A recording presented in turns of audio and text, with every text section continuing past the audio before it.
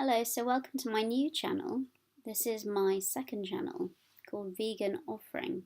My first channel is on mental health issues and mental health advocacy. You can type in Yumi mental health advocacy and it should come up. I am actually not a vegan. I'm not even a vegetarian. So why am I making a vegan channel? Well, firstly, it's a vegan offering. It's my contribution to the vegan community. Because although I'm not yet a vegan, I flirt with the idea on a daily basis. I'm attracted to the way that vegans cook and use substitutes and everything they stand for. I'm not at that point in my journey. I'm very early on in my journey. So I'm still considering switching. People like Freely and Youre, Sugar Crumble and all those people they have sold the idea to me. And I'll go into that later. But I want support from the vegan community to help me become vegan. And I haven't found very many channels on people who are transitioning. Nothing that is chronicling that process. And yet it's something that all vegans have been through unless they were vegan by birth. And it's just such an important process. And I want people to see during that process, when I hopefully start undertaking it soon, how difficult it is and what I'm going through and the challenges I'm going to be facing, the hurdles, and exactly what you can expect from going through that transition yourself. Because right now we're seeing success stories and that's amazing and it's so inspirational, and I have so much admiration for people like Freely, Raucous Christina. It's kind of artificial to watch them coming from somewhere like me, practically a carnivore. I mean, not really a carnivore, but I don't even eat meat every day now. So I have made steps towards being a vegetarian. I eat a lot of vegan meals and I'll give you some recipes and things like that.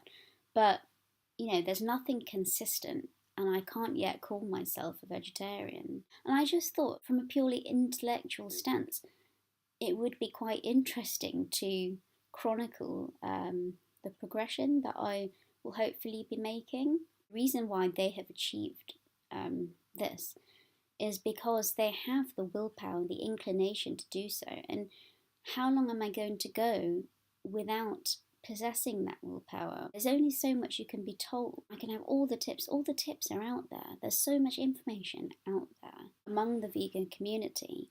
If I haven't learned already, is there any hope for me? I've never seen anyone personally who's done this before, made this journey before. So these are all people at the other side of the world, and I'm taking what they're saying at face value.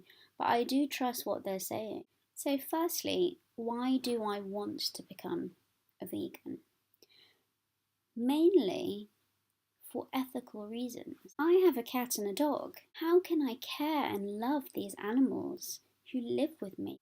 How can I seriously stroke my animals and do it while I'm eating a steak and kidney pie or even fish and chips? How can I have self-respect if I'm leading two different lives almost? You can't reconcile the two. Why does it matter that there's a cat and a dog? Keep cats and dogs as pets, but you don't really keep cows and horses and, well, cows, pigs, chickens. Because you don't keep them in your backyard, it's okay to eat them. Whatever anyone says, killing animals, sentient creatures, I don't even believe in God, but wherever they've come from, they're just like us. They just look a bit different. They may not speak our language, but killing these animals and even killing fish, why is it different that they're swimming in the sea?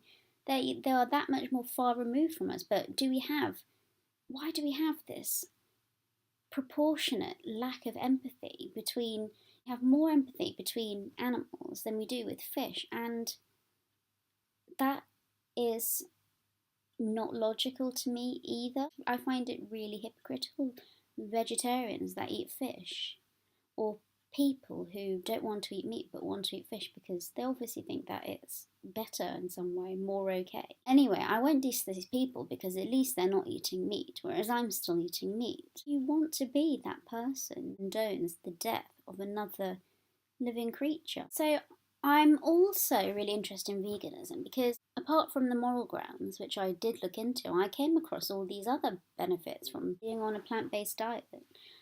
So freely, and other people like her in the community have commented extensively on the numerous health benefits: cancer, heart disease, diabetes, mental illness, and I suffer from a few mental conditions, and it really would be in my best interest to start full time on a vegan diet because it could help depression, it could help anxiety, it could possibly help bipolar disorder. I would never advocate people use veganism as a substitute for Western medicine, especially in mental disorder. And that's probably because I'm coming from psychiatry. I'm a psychiatry student. I've studied psychiatry. I've been a mental health advocate. But psychiatry doesn't know completely, or it doesn't advise its patients on the huge health benefits to the mind of a vegan diet. And even if it's not the diet itself, the food itself that is curing your ailments, surely there's something to be said about a placebo effect, or the fact that it makes you feel more energized. Days that I do eat just vegan food and green smoothies and bananas and things like that, you do feel better. You feel better because you know you're not killing another creature. You feel better because you're also challenging yourself in this way, because it is very challenging. You're coming from eating meat 3 times a day, 2 or 3 times a day, every day, to giving that up. You know, it's a huge personal challenge, and it can make you feel like you've achieved something. And if you think that the food that you're eating is helping you because you think it is, hurdles am I facing? Well, you know, I'm going to be frank, I really like the taste of meat. And a lot of people who become vegan or vegetarian, they say that they stop liking the taste of meat, or they didn't really eat it much anyway, and it's an easy transition for them. But this would really be a sacrifice for me on my part. And you become accustomed to eating. It's a habit. Eating meat is a habit. Most of us have been brought up eating meat. And so it's a big life change. I'm really looking to discover some more substitutes, vegan substitutes for meat and milk and dairy. So obviously with milk, I'm already drinking almond milk, and I soya milk, I like vanilla soya milk, it's not bad. And rice milk's okay. But almond milk I use in my smoothies, but I haven't yet developed the taste for it in tea. It doesn't taste quite right. It doesn't taste good. And vegan cheese is disgusting in the UK. So, you know, I love having cheese, but do I love it enough to make it okay to kill animals or harm them in some way? Because, you know, you don't have to eat meat to be endorsing harm to animals. Animals can be harmed in milking them. So in a sense, although being a vegetarian would be far more easy for me, but it's still morally spurious, I think. I'm kind of an all or nothing girl. I'm either going to be a carnivore or a vegan, but I guess I probably will be vegetarian as a sort of step down, a transition, because that makes sense. We as humans think we're so powerful and we're so in control of everything, but we are really literally at the mercy of our taste buds. People who like the taste of meat, like me, you go a couple of meals without meat and you're craving it. Cravings, you know, it's a weakness. We're at the mercy of our cravings. So we're not really as powerful as we thought. It's just so sad when people say, I can't imagine my life without meat. Like, how sad does that make you? That makes you so pathetic. Some of my friends, even some of my vegetarian friends, they've said, oh, you know, I think they're trying to make me feel better or whatever, because I'm saying, you know, I can't become vegetarian or vegan. I've been unable to do it this far. Oh, well, you know, we know people who've just doing meat on one day of the week, or they have one day of the week where they don't eat meat.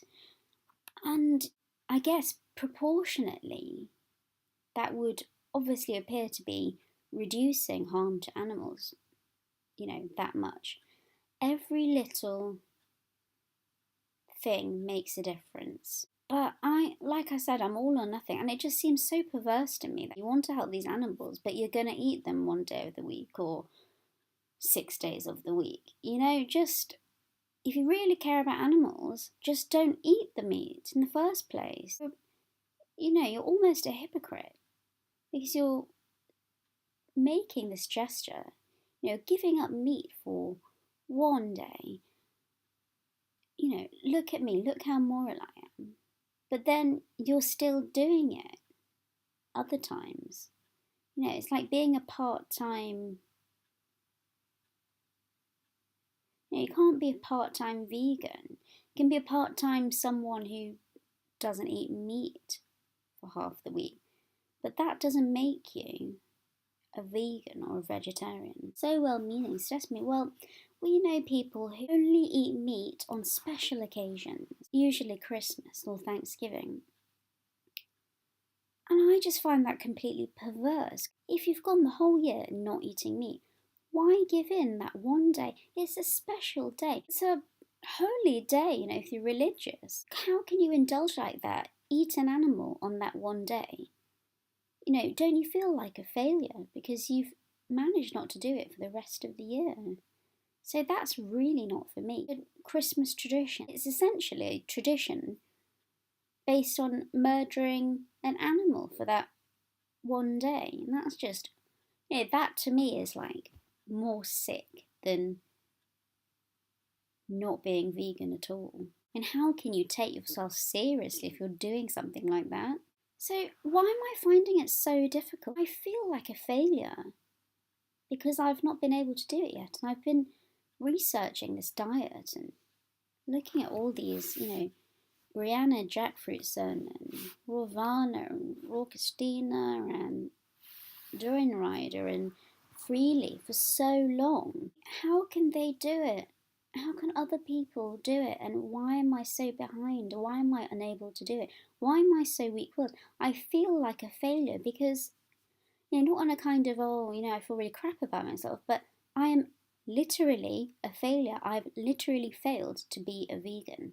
There's so many people who have managed to do it, and they've been through the same hurdles or different hurdles or fewer hurdles or whatever, Everyone has different taste buds, everyone has different habits, and everyone's grown up in different ways. They've come from different cultures. So, but I'm not going to make the excuse, so used to eating meat, because there are all these people who've managed to do this. So they've proved that this can be done. They've set precedents, and we should be able to follow them if we want to be vegan. So I feel so reluctant to say to my friends and on this channel, in this video, I want to be vegan. I would love to be vegan, but then why am I not just doing it? I've got all the information, like I said. I've got money to buy the food. I've got the products in my kitchen. I make vegan meals already. Can't I just do that a bit more? Maybe I shouldn't say that I want to be vegan, because if I did, I would have done it. It sounds so false to say I want to do something. No one's stopping me, so why am I not doing it? So actually, maybe I don't want to be a vegan. There's no point making excuses about it being more expensive, or you have to eat more to be hungry, and you're always going hungry when you're on it, so revert back to being a carnivore. Everyone else is managing to do it. We know how to do it. Eat more bananas. Eat more calories, that's how you do it. You're just not willing to do it, are you? You don't have the taste for it or whatever. There's no point saying that you have to be rich to be a vegan, because there are so many poor people who are vegan because they're poor. And I'm Indian, and Indian cultures from various parts of India, they eat purely vegan food or purely vegetarian food, and in any case they don't eat meat, and they are not wealthy at all. So there are ways around it. You can eat different types of food. It's boring. It doesn't have to be boring. But I guess it's boring in the sense that you have less variety. There's a lot of vegetables available to you, but they were available to you when you were a carnivore.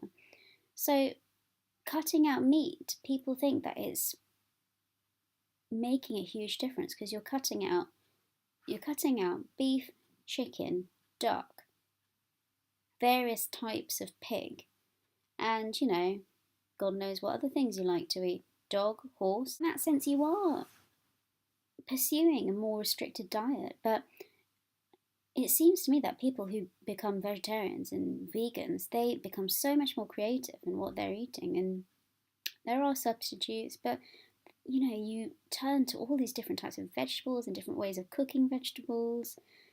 And that's what I find so interesting about veganism. There are all these options available to you. You didn't even know they're available because you're so accustomed to eating meat and fish. Are you really that much of a moron that you can't use your head and be creative and create things out of these amazing fruits and vegetables? Surely you're not so tunnel vision, narrow-minded. Think that every meal has to be predominantly made up of meat or fish. I was thinking how difficult it could be to eat out as a vegan, and you are restricted when you go out, but it's not necessarily that you're restricted because you're out.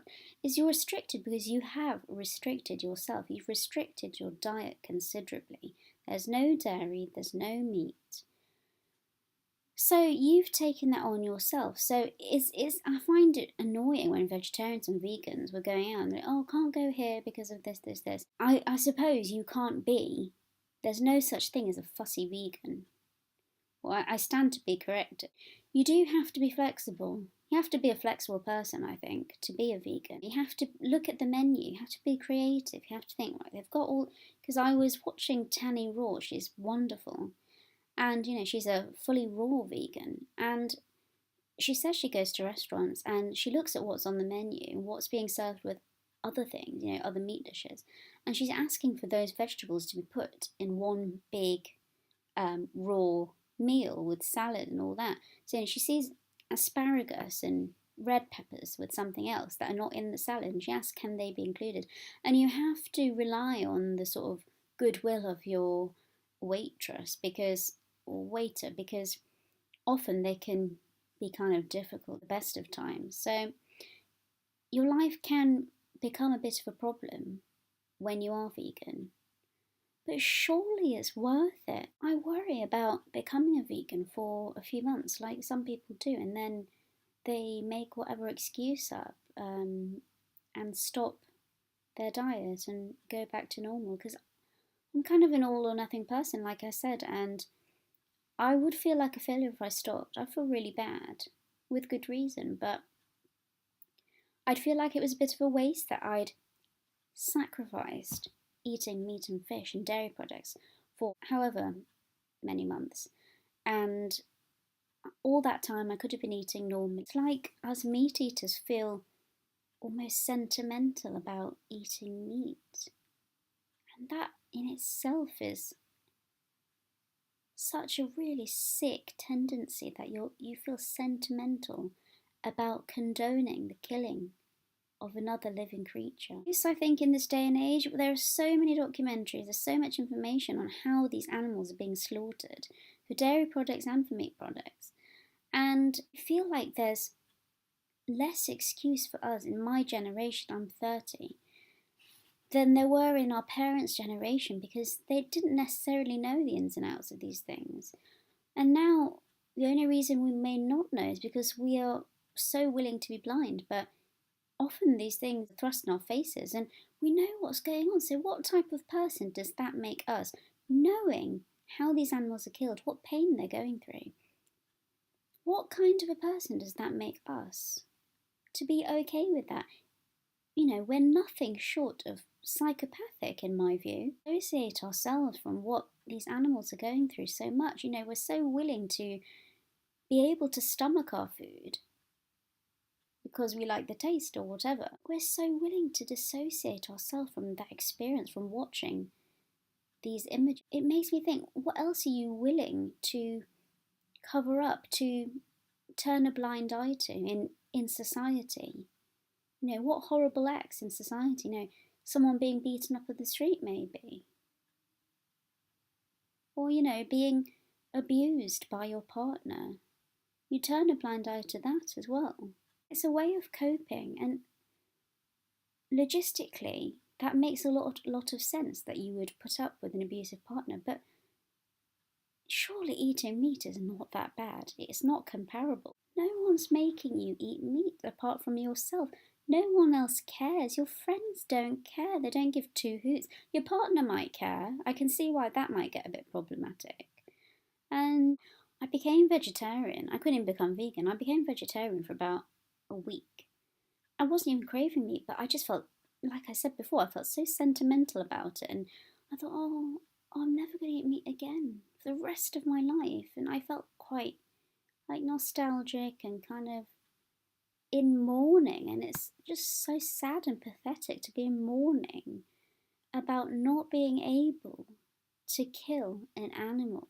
What kind of person do you want to be? That's what I'm asking you. I'm asking myself, what type of people do we want to be? Because this, what we eat, who we eat, has a direct bearing on what kind of person we are, I think. Because I think eating animals is immoral. And you are defined by your actions. And we have autonomy over ourselves. And we can govern ourselves in whatever way we want. Being immoral by condoning the killing of animals makes you an immoral person. It's quite simple to me. You have to be able to live with yourself. You have to know, firstly, who you are, what type of person you actually are, because people are obviously blinded to who they are. They think it's okay to eat animals, and the lengths that people go to put that animal on your plate, that's justified. But eating animals makes you a bad person. We go to so many lengths to be good people. Not all of us, but a lot of us. Christmas time, we're going to give cards and presents to people, and that's altruistic, and we want to be good people, and we want to repay them for all the things that they've done for us. We don't have to be polite to people, but we generally are. We strive to be good people, to be known as good people, and to identify ourselves as good people. But I don't think that's compatible with eating meat. I don't think you can pick and choose in that way. A lot of animals are killed in a certain way, which is arguably more or less humane. You know, that's a different matter for a different video. They're killed in religious ways, and these special prayers are said while they're being murdered. And I just think that's even more sick, because you are covering up their death in the name of religion. You're using religion in a really sick way. You know, you're tainting that religion. You're making that act okay in the name of God. And God, my idea of God, I don't really believe in God. I would if there was evidence of it, but look around us. But if there was a God, my idea of God would not be someone that would condone killing an animal, even if it is in his name. Like such a huge phony.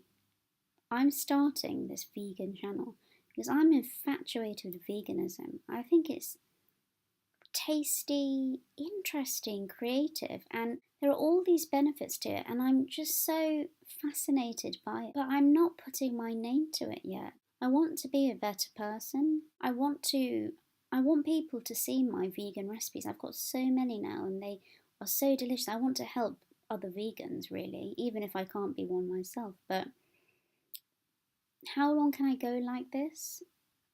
How long can I be a hypocrite? I don't want to be a hypocrite any longer. What's stopping me from taking the plunge and being a 100% 24/7 vegan? Maybe I just need time. I'm sure I'm weaker willed than freely in everyone else who was on here. And me and other transitioning vegans from wherever they are in their journey, maybe we can make this journey together. Maybe we can swap ideas and just give each other support and strength to do this. To me, I don't need any other reasons to become a vegan. They are a bonus, there's so many health benefits, like I said. But there ought to be no more compelling reason to become a vegan than animal welfare. You shouldn't even need to mention any other reasons. That in itself should persuade you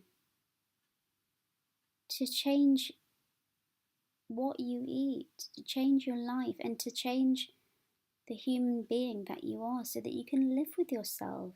You know that you're not contributing to the pain of other living beings.